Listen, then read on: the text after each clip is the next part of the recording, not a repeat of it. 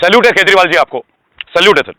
ये जो प्रधानमंत्री जी और राज्यों के मुख्यमंत्री की मीटिंग हो रही थी, विशेष तौर पे ऑक्सीजन को लेके, वो ऑक्सीजन जो हमारे प्राणों के लिए बहुत ही एसेंशियल इस कोरोना के विपरीत परिस्थितियों में, विषमताओं में और अनिश्चितताओं में, और उस पे प्रधानमंत्री जी एक लाइव सेशन लेते हैं पूरे राज्यों के, विभिन्न राज्यों के मुख्यमंत्रियों के साथ, और उसे माननीय मुख्यमंत्री दिल्ली के केजरीवाल साहब जो है पब्लिक कर देते हैं, लाइव कर देते हैं। पहली बात तो धन्यवाद केजरीवाल जी, हमें सरकार का रवैया पता चला कि केंद्र की सरकार का रवैया क्या है।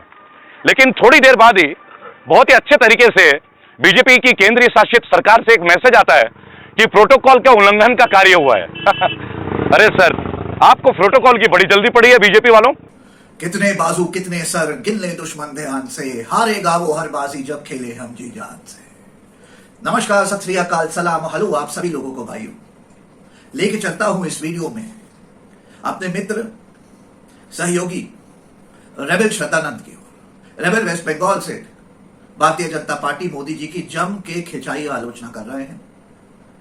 उस विषय पे भी बात कर रहे हैं जो प्रोटोकॉल वाला इशू है, जिसमें अरविंद केजरीवाल जी ऑक्सीजन की बात करना चाहते हैं प्राइम मिनिस्टर मोदी से, और मोदी जी उनको प्रोटोकॉल की याद दिला रहे हैं।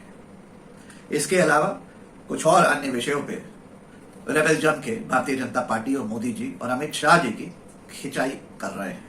बिना समय नष्ट किए सीधे लेके चलता हूं ओवर टू रेबल। भारत में रेबल सदानंद पति इस वक्त जालंगी नदी के ऊपर पश्चिम बंगाल में, मेरे पीछे का वातावरण आप देख सकते हैं, छोटे छोटे मछुआरे हैं। मैं चाहूंगा कैमरामैन को कि वो दिखाए, और बिल्कुल ही साधारण परिवेश में लोग रहते हैं, मछली पकड़ना, खेती बाड़ी करना, आम हर भारतीय किसानों की तरह पश्चिम बंगाल के लोग भी मेरे साथ, मेरे पश्चिम बंगाल के भाई, और रोड पे भी, ये ब्रिज के ऊपर हम लोग खड़े हैं इस वक्त, आप देख सकते हैं।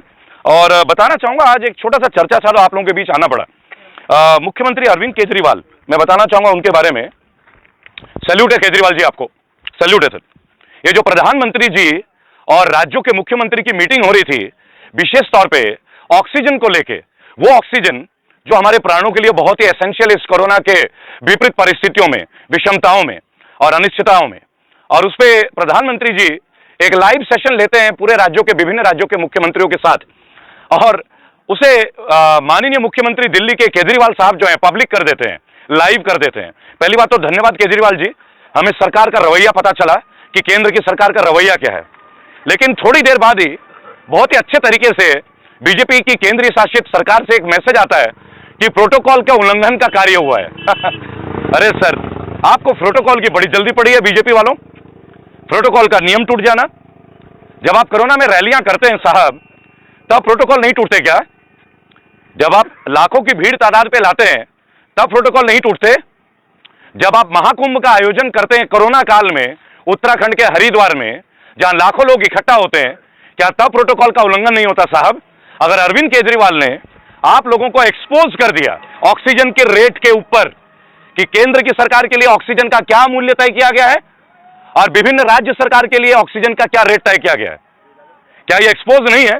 मेरे ख्याल से ये तो सीबीआई, एनआईए और जितने भी जांच एजेंसियां हैं, उनको इनके ऊपर एक जांच बैठानी चाहिए कि ऑक्सीजन के सिलेंडर का क्या बवाल चल रहा है। तो अगर अरविंद केजरीवाल ने ये कर दिया तो क्या गलत कर दिया? क्या गलत कर दिया? एक मुख्यमंत्री हैं, जनता के सेवक हैं, अगर वो जनता के बीच अपना संवाद करते हैं रोटेट, तो ये बात आपको समझना होगा कि कहीं ना कहीं वो हमें, हमारे लोगों के बारे में बता रहे हैं। वो बता रहे हैं कि केंद्र की सरकार हमारी किस रवैये से हमारी खातिरदारी कर रही है, किस रेट में सिलेंडर खरीदे जा रहे हैं और किस रेट में जनता को बेचा जा रहा है और जनता को मिल रहा है भी या नहीं। ये एक बहुत बड़ी बात है। आप सोचिए, दिल्ली में जयपुर गोल्डन अस्पताल में 20 मौतें हो गई हैं, जो मैं यूट्यूब में देख रहा हूं, ये मेरे वीडियो नहीं है, मैंने स्वयं देखा ये चीज। 20 मौतें कल के अंदर ऑक्सीजन की सिलेंडर की कमी होने की वजह से। तो दोस्तों, मुझे एक बात बताइए, जब कोरोना का पहला वेव हिट हुआ था, उसके बाद जब स्थिति सामान्य हुई, तब शायद हमारे पास पर्याप्त समय था। ऑक्सीजन को क्रिएट करना कोई बहुत बड़ी बात नहीं है। मैंने कल अपने वीडियो में हेमंत सोरेन की टीम से मैंने बात की है, कल मैंने उनकी टीम को धन्यवाद भी दिया। हेमंत जी, आप बेहतरीन काम कर रहे हैं, मेरी उनके लोगों से बात होती है। अब ऐसे भी मैं झारखंड में जन्मा हूं, तो मैं जानता हूं कि वो परिवार क्या है, आदिवासियों के लिए जो उन्होंने लड़ाई लड़ी है। हेमंत सोरेन ने एक ही दिन में ऑक्सीजन सिलेंडर के एक प्लांट को परमिशन दे दिया। ये मैं अपने मीडिया के तमाम भाई और अपने दोस्तों से शेयर कर रहा हूं, ताकि बढ़िया तरीके से ऑक्सीजन का निर्माण हो सके। और हमारे मोदी जी अब सिंगापुर से विदेशों से एयरलिफ्ट कर रहे हैं। क्यों भाई? आप तो इतने बड़े मंत्रालय को लेकर चलते हैं, आपके पास एक से एक थिंक टैंक है, अमित शाह जैसे शाह हैं, चाणक्य बोलते हैं आप लोग, तो वो चाणक्य भूल गए थे क्या कि कोरोना में ऑक्सीजन की जरूरत पड़ती है? उस चाणक्य को सोनार बांग्ला बनाने की जरूरत पड़ गई क्या? बांकुड़ा में आके बंगालियों ने बोला था, हम लोग बुलाए थे क्या अमित शाह को? बुलाए थे? बुलाए थे? नहीं बुलाए थे ना? आए थे ना कि हम लोग सोनार बांग्ला बनाएंगे। सोना का बांग्ला दरकार है की जरूरत है क्या सोना का बांग्ला का? जनता ने उन्हें कभी नहीं बुलाया तो जबरदस्ती आ गई कि ले ले भाई, सोना का बांग्ला ले लो, चांदी का बांग्ला ले लो। अरे भाई ऑक्सीजन दे दो यार। माननीय गृह मंत्री आप बंगाल में आके ऐसे करके 1-1 लाख की भीड़ उत्पन्न कर रहे हैं, और जिस उत्तर प्रदेश का आप ढिंडोरा पीटते थे कि योगी जी बहुत अच्छे से शासन और प्रशासनिक कार्य कर रहे हैं, अब वाराणसी, अब लखनऊ, आप देख रहे हैं ना क्या स्थिति है, देख रहे हैं ना आप लोग।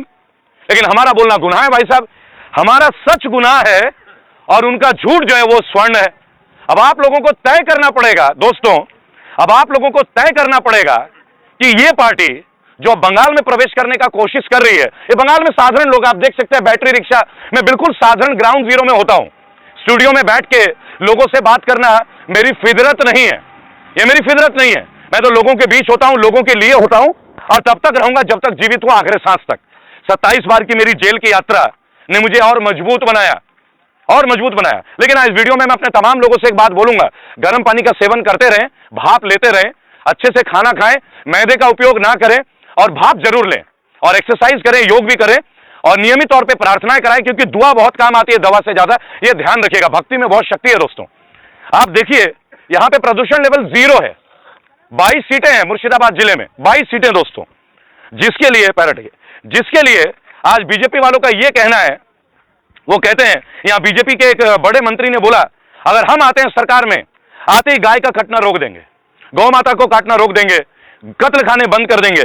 माननीय मोदी जी, हम पिछले 2 साल से आपसे दरख्वास्त कर रहे हैं, माननीय योगी आदित्यनाथ जी, कि आप गाय को राष्ट्र सम्मान के तौर पे डिक्लेयर कर दीजिए। हिंदू मुसलमानों में कोई डिफरेंस नहीं है, डिफरेंस आपकी पार्टी और राजनीतिक सोच में, आप लोगों को ये राजनीतिक एजेंडे में, आप लोग मरकज के लिए उंगलियां उठाते हैं, पूरे देश को बवाल मचा देते हैं कि निजामुद्दीन के मरकज से फैला कोरोना, आप लोगों ने बोला। लेकिन महाकुंभ जो कर रहे हैं आप लोग, लाखों की भीड़ आ रही है, वहां कोरोना नहीं आएगा, क्योंकि कोरोना सेक्युलर है। हाँ, तो ये थे रेबेल। आप लोग अगर रेबेल की बात से सहमत हैं तो नीचे कमेंट में मुझे लिख के बताइएगा जरूर कि आपको रेबेल की कौन सी बात सबसे अच्छी लगी और किस बात से सबसे ज्यादा आप सहमत हैं।